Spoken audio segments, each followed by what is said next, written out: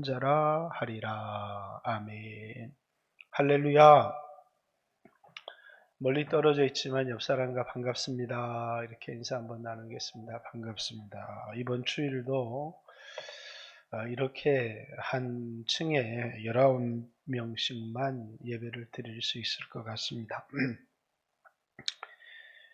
예, 오늘 이사야서 58장은 여러분들이 잘 아는 것처럼 내가 기뻐하는 금식, 하나님께서 이제 금식에 관한 말씀을 하십니다. 금식을 하지 말라는 얘기도 아니고 이제 어떤 금식을 하나님이 기뻐하시는가 하는 이야기를 하고 있습니다.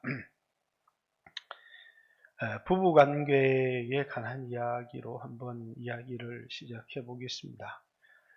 부부 관계는 영촌이라고 하는데, 부부 관계가 영촌이라는 것은 이제 두 사람이 뗄래야 뗄 수가 없는 하나라는 이야기입니까? 부부 관계는 그냥 아무 관계도 아닌, 부부는 아무 사이도 아니라는 겁니까? 영이라는 것이 의미하는 것이 둘이는 하나라는 것을 의미하는 건지, 아니면 아무 사이도 아니라는 것을 의미하는 건지, 이제 우리 그리스도인들은 이 영을 이렇게 해석합니다. 이것은 둘이 하나라는 걸 의미하는 거다, 이렇게 해석을 하지만 세상의 사람들은 보니까 부부관계는 둘이 피 한 방울 섞이지 않은 아무 사이도 아닌 거라는 뜻이다, 이렇게 해석하는 사람들도 많고, 오늘날 가정이 붕괴되고 파괴되는 중요한 이유 자체가 이제 부부 관계는 이제 하늘이 맺어진, 이것은 영원전부터 맺어진 자연적 관계다, 이렇게 생각하는 사람이 있는 반면에 그것이 아니라 이제 인간이 자기의 이익과 또 자신의 어떤 방편을 따라서 맺은 관계다라고 해석하는 것도 있는 것 같습니다. 여러분들은 이제 부부관계를 어떻게 이해하는지, 오늘 부부관계를 이야기하는 것은 하나님과 우리의 관계를 한번 생각해 보려고 이 얘기를 꺼냈습니다.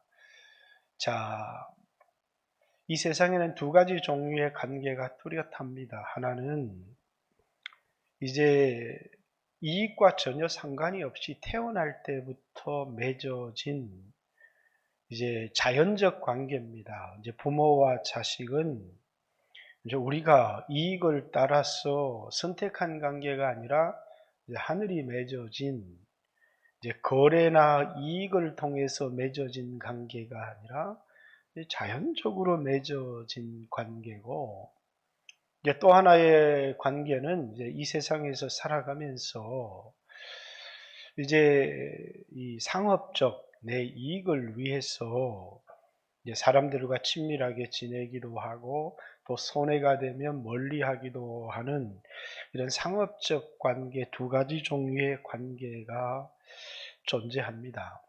그런데 이제 자연적 관계라고 하는 것은 내가 이제 그 사람을 이용하려고 하고 어떤 그 친밀함을 이용해서 우리가 얼마 전에 TV에도 이제 정확한 사실은 모르지만 이제 박수홍이가 형님이 돈을 많이 가지고 가서 그걸 갚지 않고 떼어 먹었다, 그래서 이제 이게 친밀한 형제 관계라고 생각해서 모든 걸 맡겼는데 이젠 더 이상 형으로 인정할 수가 없다, 이러면서 이제 법정 소송을 하게 되는, 그러니까 이제 형제 관계는 형제 관계로 남으면 좋지만 그것이 한 사람이 다른 한 사람을 이제 이용하게 되어지면 그 관계는 깨어지는 것이죠. 부부의 관계도 그렇습니다.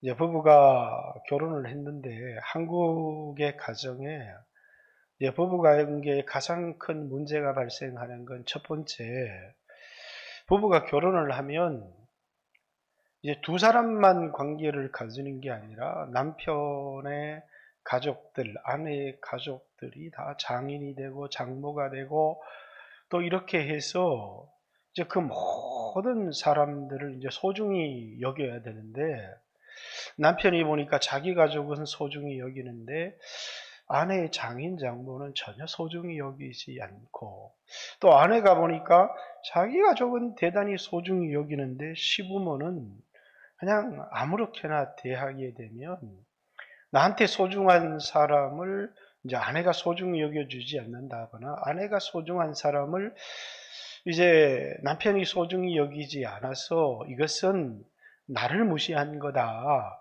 내 어머니를 무시하거나 내 형제를 무시한 게 아니라 이건 나를 무시한 거다, 이렇게 해서 가정이 파괴되고 문제가 생기는 경우가 제일 많이 생기고요. 이제 두 번째는, 부부관계를 가지고 결혼을 했는데 남자가 아내와 모든 것을 의논하고 대화하고 결정하면 좋은데 자기 어머니랑 자기 아버지랑 자기 형제랑 이제 대화를 하고 결정을 하는 겁니다. 그러니까 더 친밀하고 중요한 문제는 부부가 의논을 해서 결정을 해야 되는데, 아내는 남 같고 아버지와 아들이 어머니와 아들이 그 형제와 결정을 해서 중요한 문제를 결정하기 시작하면서 마치 남편에게 있어서 자신에게 더 소중한 사람이 아내와 하나가 되었다는 느낌이 드는 게 아니고, 아내는 이용만 당하는 것 같고 남편에게는 이제 나에게는 너보다 더 소중한 사람이 있어, 내 부모는 너보다 더 소중해 라고 이야기를 할 때 많은 남자들에게 생기는 문제입니다. 이럴 때 이 관계는 깨어질 수밖에 없죠. 부부의 관계는. 아내는 무시당하고 멸시당하는 것을 참을 수가 없는 겁니다. 이제 또 하나는 아내들에게 한국 가정에서 일어나는 겁니다. 이제 결혼을 했는데 이제는 우리 가족, 당신하고 나하고 낳은 새끼들만 소중하지 나머지는 우리에게 소중하지 않다는 거. 그래서 부모를 모시거나 형제들과 친밀한 관계를 가지거나 이런 건 다 귀찮고, 모든 이제 가족들은 나한테 짐일 뿐이고 나한테 소중한 건 우리 가족, 우리 가족. 그래서 당신하고 나하고 우리가 낳은 새끼만 소중하지 남편의 가족이나 아내의 가족이나 이런 것 따위는 그냥 우리에게 부담만 주고 짐만 주는 존재로 여기는 이런 형태의 가정들이 많이 있어요. 그래서 이제 가족들과의 관계가 끊어지고 가정이 깨어지기도 하는, 그래서 이제 주로 한국교회 가정은 이 세 가지 문제를 가지고 있습니다. 이제 첫 번째 문제가 뭐라고요? 이제 결혼을 이제 하기는 했는데 서로 소중한 사람들을 자신의 가족으로 받아들이지 않고 자신의 가족만 자신의 가족으로 받아들여서 부부가 왜 우리 부모 무시하냐, 왜 우리 어머니 무시하냐, 이렇게 해서 생기는 부부의 가정의 문제가 제일 많고, 두 번째는 결혼을 했지만 아내나 남편보다 나는 내 가족과의 관계가 더 친밀해, 가족들을 소중히 여기고 해야 되지만 먼저가 아내고 남편인데 무엇이 우선순위인지, 가장 소중한 사람이 누구인지를 놓쳐서 중요한 의논을 자기 부모랑, 재산의 문제를 자기 부모랑 결정을 해서 온다고 하면 이건 아주 심각한 문제가 발생을 하게 되는 거죠. 가장 중요한 건 이제 남편이고 가장 중요한 건 아내인데, 자기 아내를 1순위로, 자신의 남편을 1순위로 여기지 않으면서 나한테는 1순위는 내 어머니고 내 아버지고 그리고 옛날에 내 가족이다 해서 아직도 부모를 떠나지 못한 문제, 이게 이제 한국 가정에서 일어나는 두 번째 문제고, 세 번째 문제는 부부 사이가 너무 좋은데 그래서 이제 우리만 소중하지 나머지 가족들은 다 이제 다 자기에게 짐만 되어지는, 그래서 부모는 우리에게 짐만 주는 존재야 그러면서 부모가 재산이라도 많이 물려주면 좋지만 부부와 자기 가족들만 소중히 여기는, 기독교적인 가정은요, 먼저 남자든 아내든 부모를 떠나서 1순위가 부부가 하나가 되는 것이고, 두 번째는 하나가 될 뿐만 아니라 남편의 가족이든 아내의 가족이든 그걸 소중히 여겨서, 남편을 소중히 여기듯 아내를 소중히 여기듯 그들을 소중히 여기고 이제 그들을 잘 섬겨주고 사랑하는 것입니다. 그런데 이제 어떤 사람은 우리만 소중해, 나머지는 다 짐이야, 우리에게 짐만 드는 존재라고 하면 그 가족은 깨어지는 것이고, 또 어떤 사람은 아니 지금 남편을 부모를 떠나지 못해서 부모와 너무 친밀한 관계를 맺어서 가정이 깨어지는 경우들도 많이 있어요. 한국 이 사회에서 일어나는 가장 큰 가정의 문제 세 가지를 언급을 한 겁니다. 그런데 이제 이 문제가 가정의 문제, 사람과의 관계의 문제를 넘어서서 하나님과의 관계에서 하나님과 우리의 관계는 상업적 관계가 아니잖아요. 그런데 이제 그 관계를 내가 이제 하나님을 이용하려고 하는, 하나님을 통해서 내가 하나님을 섬김으로 이제 내가 희생도 하고 또 그것을 감수하려고도 생각을 해야 되는데, 하나님은 우리를 사랑의 관계라고 생각을 하는데 우리는 하나님을 상업적 관계라고 생각을 하는 겁니다. 예배를 드리는데 이익이 되면 예배를 드리고 이익이 안 되면 예배를 안 드리는 거예요. 금식을 하는데 이 금식이 자기에게 옳은 것이 있으면 금식을 하는데, 우리가 금식도 하고 우리가 기도를 했는데 하나님이 우리 수고를 알아주지도 않고 금식의 효력도 없고 뭐 금식의 능력이 나타나는 것도 아니고, 그러면서 하나님 앞에 원망을 하고 불평을 하게 되는, 이런 하나님은 우리를 사랑의 관계로 생각하는데 한쪽은 그냥 그 관계를 이익적 관계, 상업적 관계로 생각을 하는 거예요. 그러니까 금식을 해도 그 금식이 아무런 효과를 발휘를 하지를 못하는, 그러니까 사람과의 관계도 우리가 깊이 돌아봐야 되고, 하나님과의 관계도 우리가 오늘 이 본문을 통해서 금식의 얘기를 다루고 있지만 실상은 참된 금식은이라고 하면서 우리 사람과의 관계에 문제가 없는지, 두 번째 하나님과의 관계에 우리의 문제가 없는지를 돌아보게 하는 그런 말씀입니다. 제가 백신을 놓고도 참 고민스러운 게, 선진국이 이 모든 백신을 독차지를 해서 후진국의 백신이 못 가요. 그런데 이제 선진국은 이제는 3번을 맞아야 되겠다, 이렇게 이야기를 하니까 마치 뭐냐면 우리만 소중하지 너희들은 소중하지 않다, 이렇게 얘기하는 것과 같아서 백신을 좀 모든 사람들에게 같이 혜택이 돌아갈 수 있도록 하면 좋은데, 근데 미국이나 선진국들이 너무 이기적이다라는 생각을 했는데, 오늘 미국 대통령이 하는 말이 부스터 샷은 선택이라면 우리가 양보할 수 있지만 이건 필수다라고 얘기를 하니까, 백신을 2번을 맞아도 아무런 효과가 없다면 그것은 3번 맞아야 되는 건 필수가 될 수 있는데, 맞아서 생명에 지장이 없고 걸리지만 문제가 되지 않는다면 이제 후진국에 좀 양보를 해야 되는 것이 아닌가라는 생각을 개인적으로 좀 하게 됐고요. 또 이제 우리나라처럼 전 세계가 코로나 접종이 평균이 20%인데 완료율이, 우리나라는 겨우 이제 14%를 맞았거든요. 아니 내 식구도 못 챙기면서 이제 이 문제를 우리가 해결하겠습니다라고 하는 것도 이거 완전한 오지랖이라고 하는 거죠. 그러니까 그런 걸 보면 무엇이 우선인지, 부부관계는 남편이 우선이고 아내가 우선이고, 그리고 이제 우리에게 주는 그 여유를 가지고 우리만 생각하는 게 아니라 부모도 섬기고 형제도 섬기고 이렇게 하는 것이 건강한 관계라는 거예요.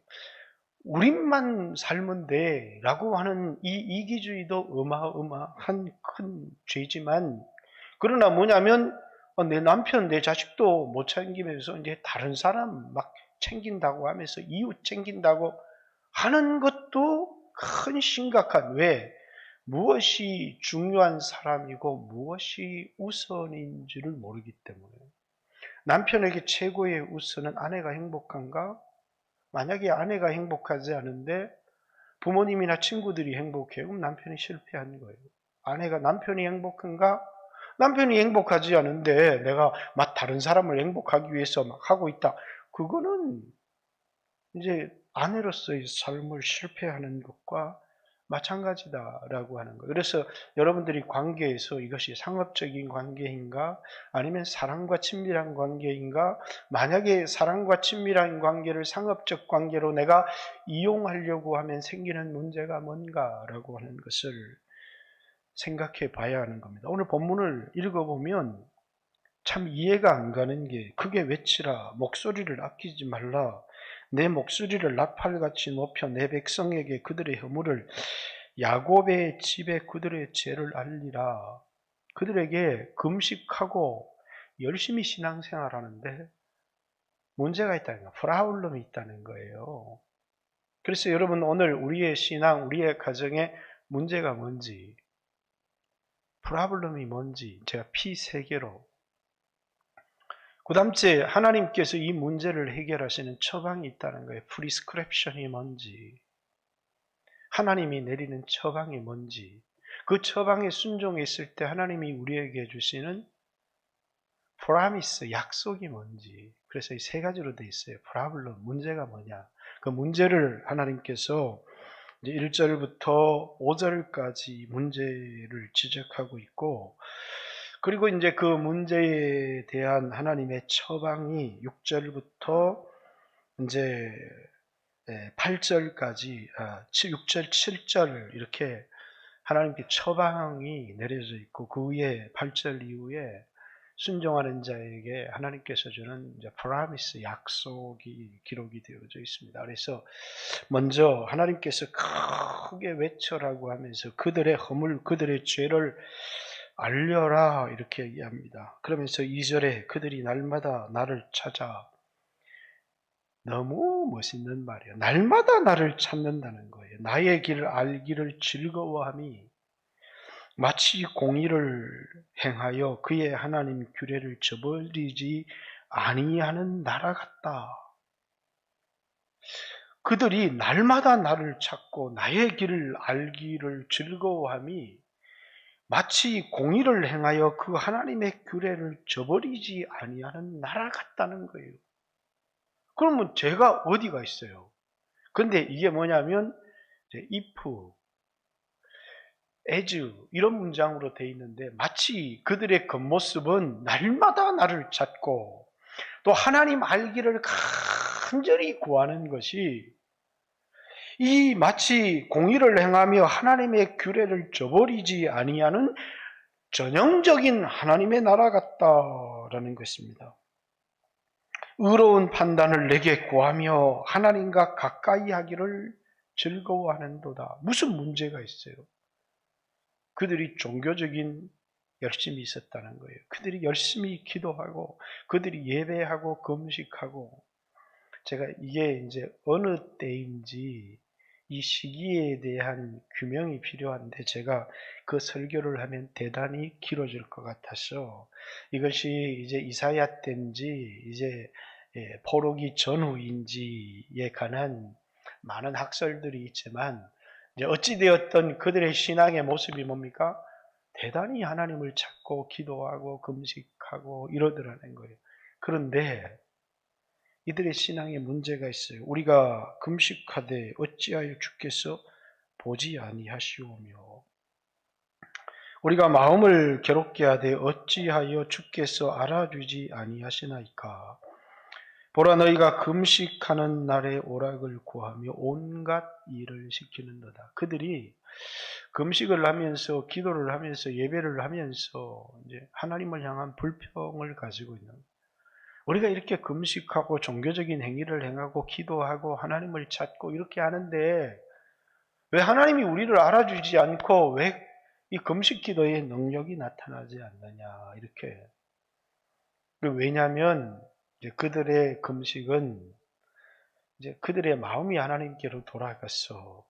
정말 하나님을 소중히 여기고 하나님을 경외하고 하나님을 사랑하고 하나님을 위해서 무슨 일이라도 할 것처럼 이런 헌신된 것이 아니라 이 관계 자체가 이제 종교적인 행위라고 하는 것은 기도도 하고 금식도 하고 헌신도 하고 하는데 이제 하나님을 이용하기 위한 거라는 거예요. 그들 마음속에 정말 하나님을 사랑하는 것이 있고 하나님에 대한 경외감이 있었다면 그들이 뭔가를 돌아오기를 바라는 것이 아니라 주님을 위한 헌신을 대단히 기뻐한다는 겁니다. 이제 우리나라에 이런 신앙의 문제가 너무 많다는 거예요. 하나님과의 관계가 자연적, 그래서 서로를 아끼고 사랑하고 희생하고 헌신하는, 그래서 하나님은 우리에게 뭔가를 바라는 것이 아니라 아들을 우리 위하여 내어주셨거든요. 그것을 통해서 하나님이 우리를 이용하겠다는 것이 아니라 우리를 향한 당신의 사랑을 십자가를 통해서 우리에게 보여주신 것입니다. 이제 우리도 예배나 금식이나 이런 모든 행위는 하되 그것이 뭐냐면 하나님을 향한 열정이고 사랑이어야 한다는 거예요. 예를 들어서 이번 주일 5분 영상을 통해서 침례 요한이 이제 예수님과 침례 요한의 제자들이 서로 간에 침례 요한이 이 제자들이 침례 요한에게 와서 옛날에는 인기가 당신이 많았는데 이제는 예수님께로 다 사람들이 몰려갑니다. 이렇게 얘기를 할 때 시기심이 들 수도 있고 질투심이 들 수도 있는데 이제 침례 요한이 이렇게 얘기를 하는 겁니다. 그는 흥해야 되고 나는 세해야 될 사람이다. 그는 신랑이고 신랑이 신부를 맞이하는 기쁨이 충만한데 나는 친구로서 신랑이 신부를 맞이하는 그것을 보고 친구로서의 기쁨이 충만하다. 이렇게 얘기를 하는 것이죠. 그러니까 우리는 주님을 사랑하기 때문에 주님이 흥하고 주님이 잘되고 이런 것을 보면 우리가 기쁘고 왜 주님을 사랑하는 사람은 그러해야 되고 그분은 흥해야 되고 나는 쇠해 그분의 영광을 위해서 얼마든지 쇠해도 좋다 이러면 주님과의 관계가 바른 것인데 우리는 이제 그렇지 않다는 거죠. 내가 잘 돼야 된다는 거예요. 그래서 예수님을 믿어서 내가 잘 돼야 되는데 그래서 내 아파트 평수, 내 차, 내 재산이 늘어가는 데는 모든 관심을 다 기울이고 사랑합니다. 그러나 하나님 나라의 일을 위해서는 조금 더 헌신하는 것에 대하여 인색하다는 거예요. 그 왜? 관심이 누구에게 있다는 거예요? 이제 나에게 하나님이 소중한 분이고 하나님의 일이 소중하고 하나님의 영광이 소중하고 그게 뭐냐면 사랑의 관계인데 그분을 이용해서 내 집이 중요하고 내 사업이 중요하고 내 형통한 것이 중요하더라는 거예요. 왜 금식을 하느냐? 이 금식을 통해서 내가 하나님 내 힘으로는 살 수가 없습니다. 하나님의 은혜가 없이는 살 수가 없습니다. 그러면서 전적으로 하나님을 의지하고 내가 겸손하게 하나님 앞에 머리를 숙이고 내 힘으로 살려고 했던 것, 내 욕심으로 살았던 것들을 다 전적으로 내려놓고 전적으로 하나님을 의지하고 하나님의 도움을 받기 위해서 회개하고 하나님께로 돌아가는 게 회개, 금식의 행위인데 그런데 뭐냐면 금식을 하면서 오락을 즐기고 사람들을 착취하고 사람들을 억압하더라. 이게 하나님이 기뻐하는 금식이냐라고. 하나님이 기뻐하는 금식은 흉악의 결박을 풀어주고 이렇게 얘기를 하는데 한국교회는 이 말을 참 잘못 설교를 해요. 하나님이 기뻐하시는 금식을 하면 영적으로 우리를 막 붙들고 있던 흉악의 결박이 풀어지고 끊어진다고. 그게 아니고 하나님이 기뻐하는 금식은 내가 다른 사람을 억압하고 막 착취하고 이용하고 그랬던 것을 뭐라는 거예요? 그의 결박을 풀어준다는 거예요. 배만 굽는 게 아니라 금식을 하면서 내가 다른 사람들을 사랑하면서 그를 억압했던 것, 그를 이용했던 그 흉악의 결박을 풀어주는 게 금식이지. 내가 금식을 하면 흉악의 결박이 풀어준다고 이것은 하나님이 처방을 주는 것이지 약속이 아니에요. 약속은 뒤에 나와 있어요.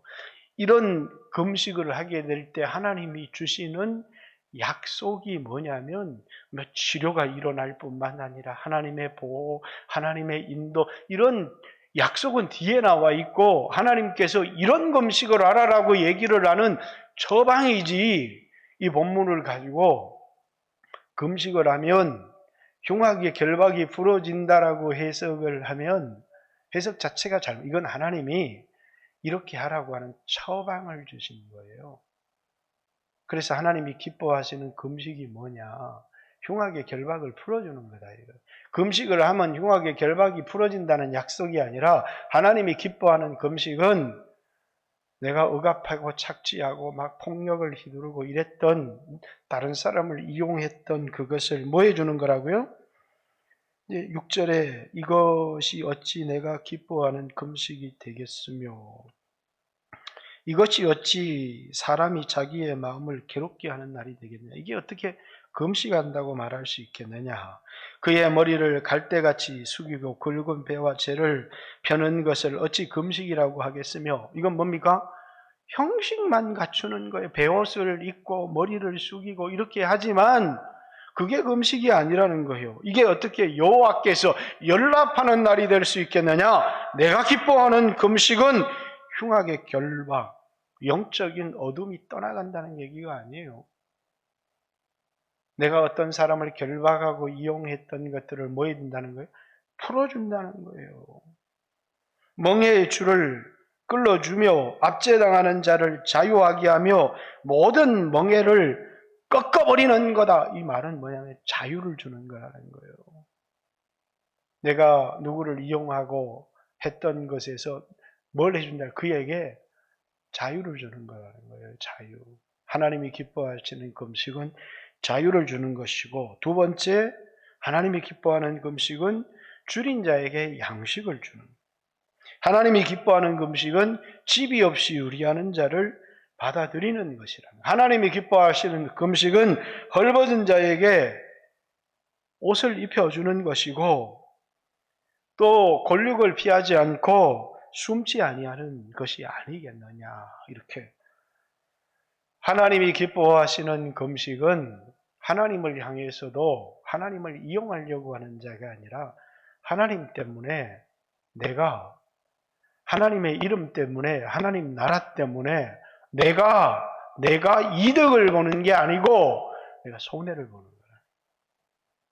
하나님과의 관계에서 뿐만 아니라 사람과의 관계에서 내가 손해를 보고, 그래서 내가 이용할 수 있었던 사람, 힘을 가지고 억압했던 사람들, 또 멍에를 씌웠던 사람들, 또 빚으로 막 사람에게 억압했던 사람에게 자유를 주는 것이다. 헐벗은 자에게 먹을 것을 주는 것이고, 굶주린 자에게 먹을 것을 주는 것이고, 집이 없이 유리한 자를 집으로 받아들이는 것이고, 옷이 없는 자에게 옷을 주는 것이고, 또 권력을, 고난당하고 배고픈 권력을 외면하고 피하지 않고 그들을 섬겨주는 거라는 거예요. 권력이 너무너무 가난해. 줄이고 힘들어. 그러니까 뭐라고요? 우리 가족은 나한테 도움이 되는 게 없어. 나한테 부담만 줘. 그래서 뭐냐면 외면하고 싶은데 그 고륙을 피하고 외면하지 않고 그들을 섬기고 도와주는 것이 하나님이 정말 기뻐하는, 이런 기뻐하는 금식이 나에게 있을 때 우리 하나님의 사랑을 들으면 정말 하나님이 나를 사랑해서 내가 하나님을 이용해서 집도 늘릴 수 있겠구나. 하나님을 이용해서 내가 세상에 성공도 할 수 있겠구나. 그러면서 하나님을 사랑하거나 하나님 경외하는 마음을 갖고 있지 않다는 거예요. 하나님과의 올바른 관계를 가질 때 그 관계가 어떻게 나타나느냐면 이웃을 향하여 손을 펴게 돼 있다는 거예요. 그러면 이제 이루어지는 약속이 이제 8절에 보면 먼저는 내 빛이 새벽같이 비칠 것이고 네의 치유가 급속하게 이제 일어날 것이라는 거. 이 치유라고 하는 건 뭐 영적인 치유를 얘기하는 게 아니에요. 우리는 치유할 수 없는 병들이 굉장히 많아요. 중독도 우리 힘으로 치유가 안 돼요. 현대 의학으로 치유될 수 없는 병들이 너무 많아요. 이제 액션 인터내셔널 뭐라고 합니까? 목회를 뭐라고 그러죠? 갑자기 생각이 안 나. 그 단체가 있어요. 거기 이제 미국에서 이란 지부 회장을 맡았던 분이 계시는데 이분이 이제 직장암에 걸리셨어요. 그래가지고 이제 인공항문으로 교체하는 수술을 했으니까 변을 보거나 하는데 얼마나 불편하겠어요. 그러니까 이제 인공항문으로 교체하신 분들은 이제 변을 이제 자기가 이렇게 뭡니까 이렇게 봐야 되는 이 호수를 열어서 봐야 되고 하는 이런 직장암 때문에 인공항문 수술을 하신 분이 많잖아요. 근데 이제 그 불편함뿐만이 아니라 암을 다 제거하지 못해서 이제 암이 다 퍼져나가는 이제 6개월을 살기 어렵습니다라고 하는 사형 선고를 받았습니다. 1994년입니다.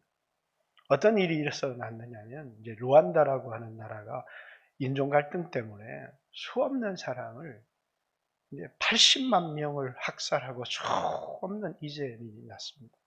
이분이 자기의 전 재산을 가지고 루안다로 갔어요. 그리고 뭘 하기 시작했느냐면 굶주리고 헐벗은 사람을 자기가 암덩어리 때문에 싸워야 되는데 6개월을 그들을 돕다가 이제는 죽을 때가 된 것 같다고 해서 미국으로 돌아왔어요. 병원에 가니까 암이 다 사라지고 자기 암을 치료하기 위해서 암을 바라보고 있을 때는 암이 확산이 되었는데 자기 암을 바라보지 않고 이제 마지막 내 인생에 남은 그 6개월을 하나님 은혜를 갚아야지 하며 자신의 소유를 가지고 루안다로 가서 그 고난당하는 난민들을 돕기 시작했는데 6개월 만에 죽을 때가 된 것 같아서 미국으로 돌아와서 병원에 갔더니 암덩어리가 다 사라진 거예요. 왜? 하나님이 기뻐하시는 금식은 약속이 있어요. 그게 뭐냐면 치료가 급속하게 일어난다라고 하는 거예요. 치료가 급속하게. 우리나라도 무슨 김병우 목사님인가 국민일보에 보니까 이분이 꽤 큰 목회를 했던 것 같아요. 그래서 이제 암병이 걸렸는데 요양을 이제 암 수술을 하고 제주도에 가서 요양을 하는데 그 제주도의 작은 교회에서 목사님 와서 설교해 주십시오. 이렇게 이제 이렇게 설교를 하다 보니까 그 교회 목사님 가만히 보니까 자식이 5인데 부부가 자그마한 방에서 살아가시는 거예요. 너무 안타까워서 이제 그분을 위해서 방도 2칸짜리로 좀 얻어드리기도 하고 그러다 보니 이 목회를 하다가 가난해서 노후에 이 자연인처럼 살아가는 사람들이 이제 너무 많이 보게 된 거예요. 그래서 자기의 모든 재산으로 뭐 이제 오래 살 것도 아니다고 본인이 생각했는지 돕고 돕다 보니까 이게 자기의 재산을 거의 다 탕진할 만큼 사람들을 다 도왔어요. 그리고 나서 병원에 가니까 병이 다 나았다는 거예요. 왜? 하나님이 우리에게 이게 약속이거든요. 하나님이 기뻐하시는 금식은 뭐라고요? 치료가 급속하게 일어날 것이다. 이렇게 얘기합니다. 또 이제 9절 내가 부를 때 나 여호와가 응답하겠고 내가 부르짖을 때 내가 여기 있다 하리라. 하나님이 우리가 찾으실 때 즉각적으로 응답하신다는 거예요. 왜 우리가 금식해도 하나님이 왜 우리의 금식에 아무런 응답이 없습니까? 불평을 했는데 너희가 이런 금식을 알고 있는데 어떻게 응답을 하겠느냐는 것이죠. 그러나 내가 기뻐하는 금식 그게 뭐냐면 하나님과의 관계뿐만 아니라 여러분의 신앙은 하나님이 날 사랑해 주셨다고 하는 게 아니라 부부관계부터, 그러니까 부부관계가 비틀어져 있으면 문제가 있는 거예요. 그 다음째 가족들과의 관계를 깊이 돌아보라는 거예요. 남편이 우선이 되고 아내가 우선이 되고, 또 하나님 말씀을 통해서 가정을, 하나님은 이런 관계를 원한다. 두 사람이 소중히 여기면서 부모들을 섬기고 자녀들을 잘 양육해가는, 이것이 전형적인 그리스도인 가정인데, 그런데 이제 이기심이 발동하는 겁니다. 우리 부부만 잘 살면 되고 나머지는 우리에게 다 짐만데 라고 얘기하는 사람이라든지, 아니면 부부 당신은 우리 집에 이용당하러 온 사람이고 우리는 우리 가족만 중요해 라고 하는 남자, 또 그런 아내가 있다면 그건 가정을 파괴하는 하나님의 죄악이에요. 그래서 여러분, 우리가 신앙생활이라고 하는 것 자체는 그냥 하나님 나를 사랑하셨다라는 것만 믿으면 되는 게 아니라, 그걸 믿을 때 관계가 변화가 일어나는 거예요. 우리의 마음속에 주시는 은혜를 통해서 내가 하나님을 이용해서 부자가 돼야 되는 데가 아니라, 하나님 때문에 내가 쇠해질 수 있는, 그는 흥해야 되겠고 나는 쇠해야 되리라, 그렇게 하나님을 향해서 쏟아붓는데 이상하게 창고의 양식이 떨어지지 않는 기적이 일어나는 거예요. 이게 뭐냐면 하나님 사랑하는 사람에게 일어나는 일이죠. 네가 나를 부를 때 내가 너에게 응답하겠다, 이렇게 얘기할 뿐만 아니라, 또 여기 이제 그들이 지었던 죄 중에, 만일 내가 너희 중에 멍에와 손가락질과 허망한 말을 제하여 버리고 줄인 자에게 내 심정이 동하며 괴로워하는 자의 심정을 만족하게 하면 내 빛이 흑암 중에서 떠올라 내 어둠이 낮과 같이 될 것이다. 네 상황이 흑암, 절망이라는 거예요. 그런데 그 절망 가운데 하나님 빛을 주시겠다는 거예요. 여러분, 우리가 정말 절망 가운데 있을 때 빛은 우리에게 주시는 소망이에요.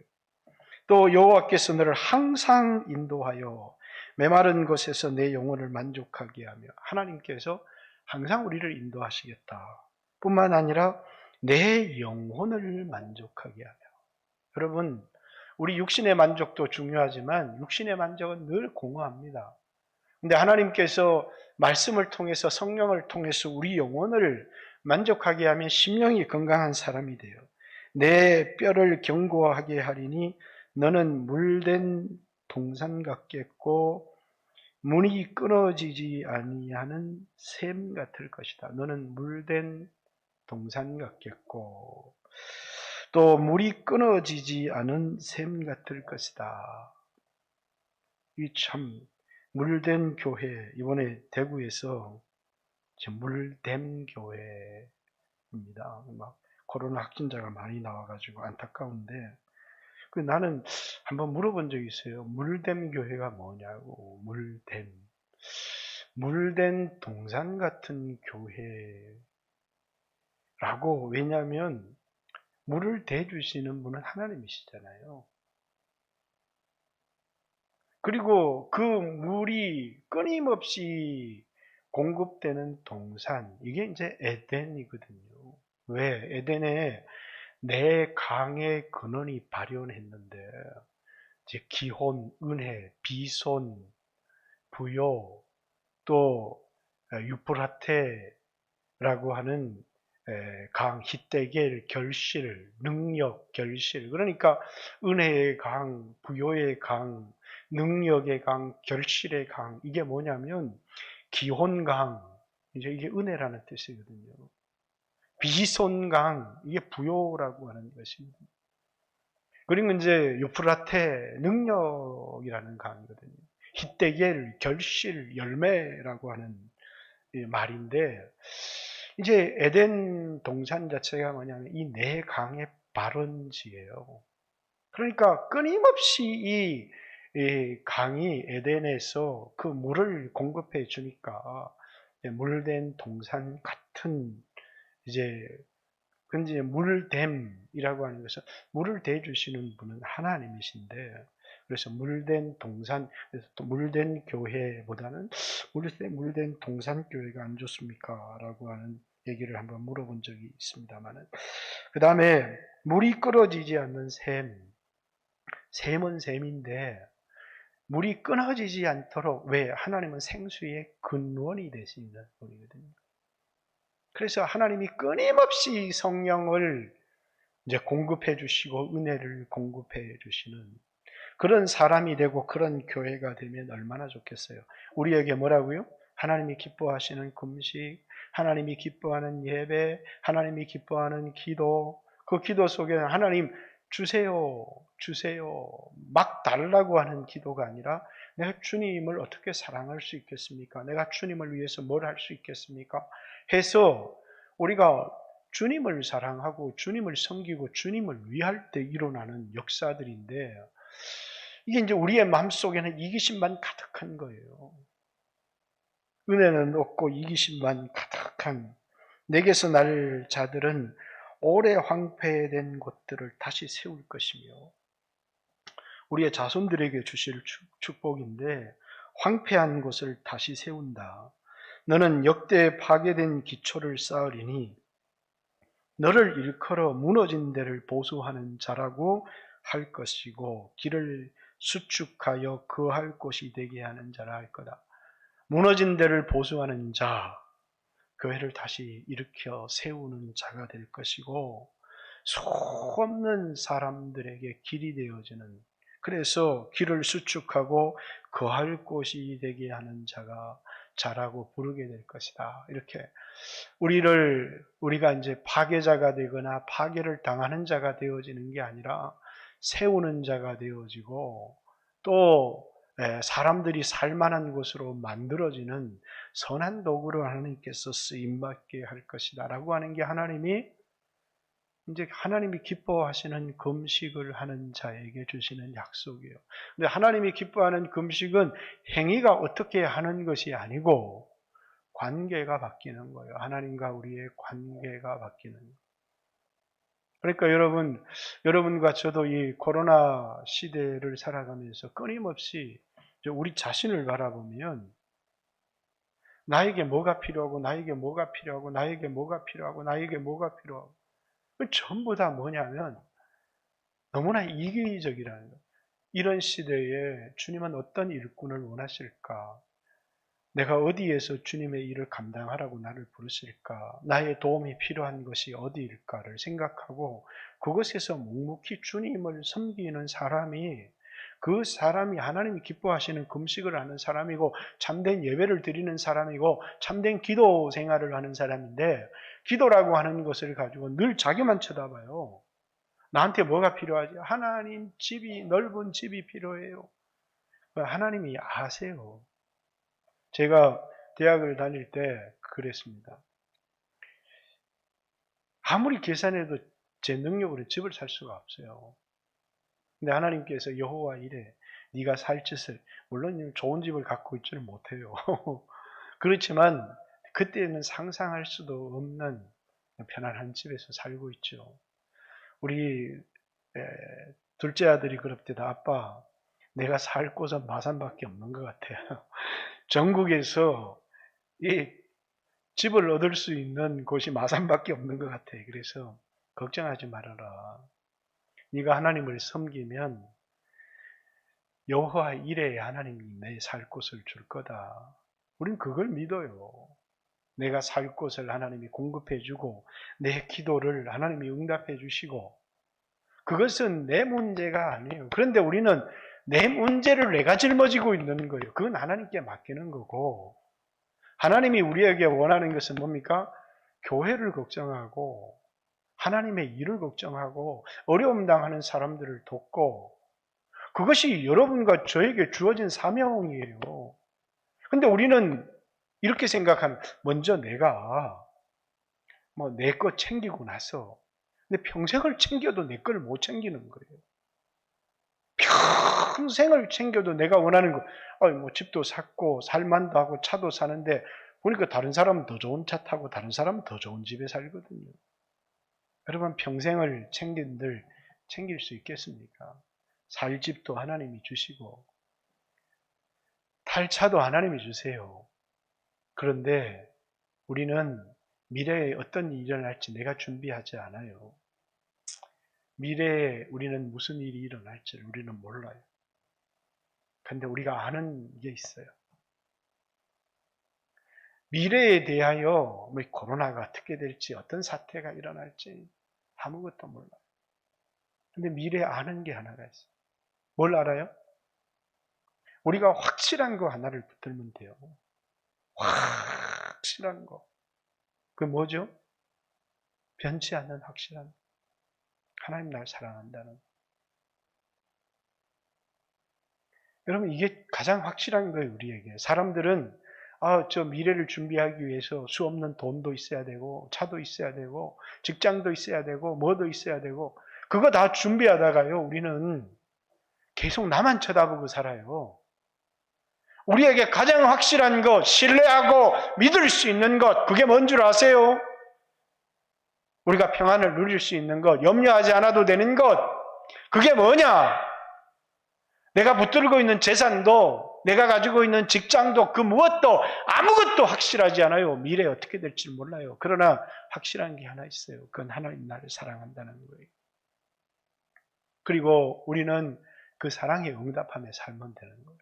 그 사랑을 받은 자로서 형제를 사랑하는 것이고 하나님을 위해서 오늘 내가 할 수 있는 기꺼이 헌신을 감당하면 하나님께서 나를 인도하시고 하나님이 나를 보호하시고 하나님이 내 기도를 들어주시고 적들로부터 나를 지켜주실 뿐만 아니라 하나님이 나를 무너진 곳을 황폐한 곳을 새롭게 하고 무너진 것을 보수하고 길을 보수하여 세우는 자로 하나님이 나를 세워주실 거라는 사실이에요. 그것이 우리가 세상과 다른 겁니다. 그래서 여러분 오늘 여러분의 가정의 문제 또 오늘 우리가 이 철야 기도를 통해서 첫 번째 회개하잖아요. 회개. 오늘 내가 회개해야 될 게 뭔가. 너무너무 이기적인 내 자신, 병든 내 자신, 나만 생각합니다. 그죠? 부부관계에서 남편도 남편의 입장도 아내도 아내의 입장도 그 사람에게 소중한 사람도 그래서 그걸 다 이렇게 받아들이고 이해하고 하기보다 내가 힘들어 내가 왜 나를 봐주지 않고 왜 나를 이해해 주지 않느냐고 우리는 부부관계가 그것 때문에 가장 많은 싸움이 일어나요. 우리도 오래 살다 보니까 이제 서로의 성격도 이렇게 이해하게 되고 또 순간 속상하지만 또 잠시 위에서 기도하다 보면 이제 이해가 되어지고 또 예배를 드리면서 말씀을 통해서 이래야 되는 거잖아. 그러면서 그걸 또 말씀을 받아들이고 여러분 하나님과의 관계, 부부 관계, 이웃과의 관계, 부모와의 관계, 성도들과의 관계 여기 비뚤어져 있으면 기도가 응답이 안 돼요. 그래서 신약 성경에도 기도를 하는데 아내랑 다투었어요. 기도가 막혀요. 하나님께 상달이 안 되는 거예요. 그래서 뭘 돌아보라는 거예요? 예배를 드리고 예물을 드리다가 형제랑 싸운 일이 있으면 예물 드리고 예배 드리기 전에 가서 먼저 화해하라는 거예요. 이게 하나님이 기뻐하는 금식이고 이게 참된 예배라는 겁니다. 오늘 이 코로나 시대 가운데 사람들은 나만 안전하면 돼. 나만 안전하면 돼. 나만 코로나 안 걸리면 되고 나한테 조금 피해가 줄 것 같으면 막 손가락질하고 막 비난하고 막. 비난하지 마세요. 그도 피해자예요. 그죠? 우리 지방에 어떤 목사님 코로나에 걸렸어요. 다 전화해서 군수 한마디 듣고 다 막 꾸중을 하고 왜 먹지 말라 그러는데 먹어가지고 야 전화해서 목사님 건강 괜찮으세요? 많이 힘드시죠? 그 목사님은 막 도끼가 막 올라와서 누가 전화해도 막 그 사람을 공격했는데 저만 전화하면 목사님 고맙습니다. 목사님 고맙습니다. 목사님 고맙습니다. 잘못한 줄 누구나 다 잘 알죠. 우리 잘못 안 한 사람 누가 있어요? 근데 개척교회가 밥을 먹는 이유가 있어요. 밥을 안 먹으니까 성도가 떠나가잖아요. 큰 교회는 뭐 예배, 다른 뭐 은혜로운 시스템이 많이 있지만 영적인 걸 공급하고 가지만 개척교회가 무척 힘들어요. 그러니까 우리 정정민 목사님도 목사님 우리 밥 안 먹으면 우리 교회 망해요. 그래도 밥 먹으면 안 된다. 이동영 목사님한테도 밥 주지 마라. 밥 먹으면 안 된다. 그런데도 김밥 주고 이렇게 합니다. 그래야 성도가 온다는 거예요. 그래서 그렇게 하면 큰일 난다. 그렇게 하지 마라. 그렇게 해서 얼마나 수 없는 사람에게 피해를 주느냐. 그러니까 이제 성도들에게 9,000원씩 8,000원씩 준대요. 매주 나가서 4명이서 밥 사 먹고 오라고. 왜? 그 나름대로 그 돈이 어디 있겠어요. 절박한 거죠. 우리 교회처럼 막 오랫동안 친구가 되었어. 목사가 신방 전화 안 해도 막 뭐 거의 다 나오고. 이런 교회가 어디 있습니까? 잘 없습니다. 이거는 막 한 70년 이래 되고 관계가 오랫동안 형성되다 보니까 그러니까 참 식사를 하는 것도 이해가 되고 아픔도 이해가 되고 그 절박함도 이해가 되고 그래서 우리가 함부로 정죄하고 비판하고 당신 때문에 기독교가 다 욕먹는다고. 그러니까 우리 저 물댐 교회도 황일구 목사님 뭐 저랑은 막 그렇게 친한 사이는 아니지만 미국에서 공부도 같이 했고 또 이게 친분도 있습니다. 우리 침례교단 안에서 막 다 오늘 신문이 왔는데 막 이렇게 무슨 자매교회든지 막 목사의 욕심이든지 전부 다 비난이 있어요. 근데 기도하면 얼마나 좋아요. 물론 이것을 통해서 돌아보고 너무 막 성도들을 막 이렇게 성공을 위한 이용의 도구로 사용하지 않았는지 하나님께서 돌아볼 기회가 주시는 거겠지만 이렇게 다 기도해주고 신앙이 잘못된 거 아니잖아요. 우리 교회도 그분에게 가서 새신자 교육도 받고 극동방송에 와서 얼마나 세미나도 많이 하고 그렇게 많이 하셨어요. 막 온 나라가 비난을 하고 여러분과 저는 기도하고 안타까워하고 그런 마음들을 좀 가지고 기도했으면 좋겠다라는 생각이 들고 우리 교회 안에도 연약한 성도들이 많이 있지만 특별히 우리가 사랑을 받은 사람으로서 용서와 사랑을 흘려보내자. 특별히 이 시대 가운데 이 사람이 나한테 피해를 주네? 라고 하는 것을 생각하지 말고 그 사람이 얼마나 힘들었으면 이랬을까를 생각하고 그 사람을 위해서 기도하고 돕고 이렇게 하자는 거예요. 왜 나만 바라보느냐는, 왜 나 이익만 생각하느냐는 거예요. 이 시기에 하나님이 찾으시는 사람이 누구겠어요?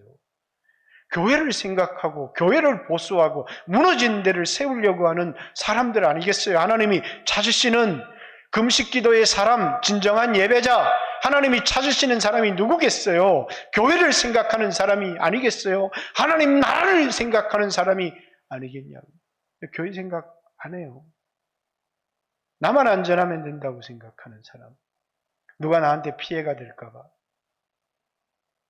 교회가 어려울 때 제일 먼저 달래 나와서 내가 감염될 위험이 있고 내가 희생해도 와서 교회를 지키고 기도하고 사람들을 돌보고 그 사람이 진짜 일꾼인데 위기 때 아무도 없는 거예요. 여러분 얼마나 주님이 다 허락하신 것 아니겠어요? 아픔도 허락하시고 어려움도 허락하시고 근데 주님이 그때에 누가 나를 사랑하는지 보시지 않겠어요?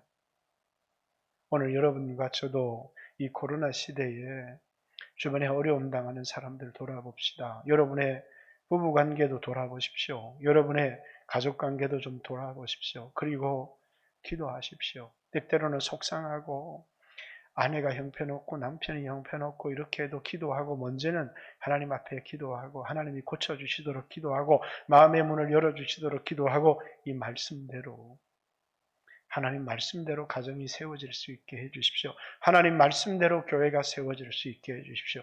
여러분과 제가 그렇게 기도하며 세워가는 교회가 되었으면 좋겠습니다. 이 교회가 위기를 당하는 이 시대에 여러분과 제가 교회를 보수하는 사람, 하나님께로 가는 길을 여는 사람, 황폐한 것을 일으키는 사람,